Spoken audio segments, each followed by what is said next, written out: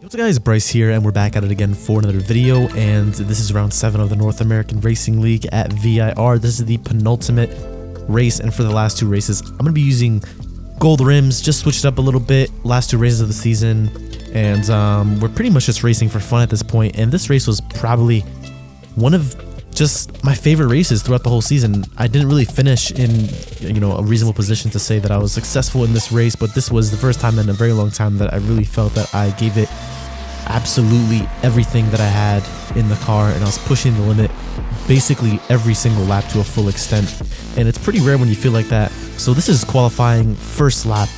It was invalidated. You can see we run just a little bit wide on turn 10, and that gave us 1x. This is the second lap of qualifying, and again, just pushing the limits a little bit too much and didn't really work out the way we wanted, and we ran just a little bit too wide, and the last lap we were able to make it stick.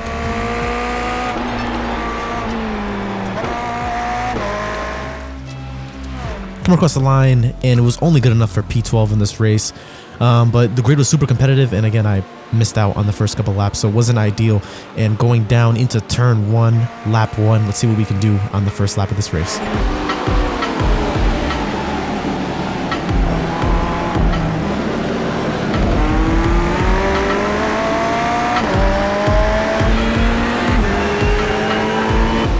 A really tight start, and VAR has no room for mistakes. Track is just very narrow, and you really need to be able to maximize corners, just using all the track you can, of course, without going off the track.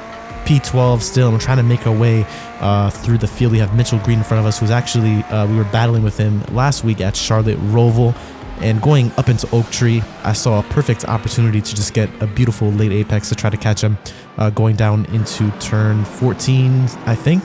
And this is how it turned out.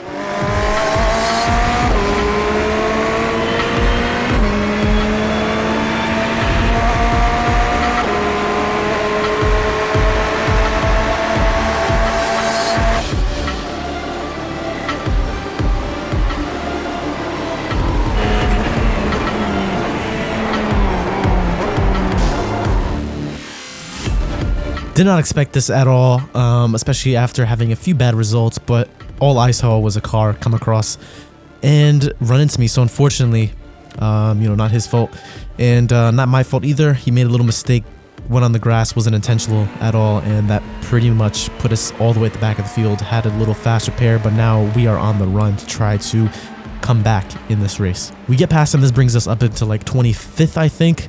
But again, now it's just going to be a straight charge from last and just see what we can salvage from this race.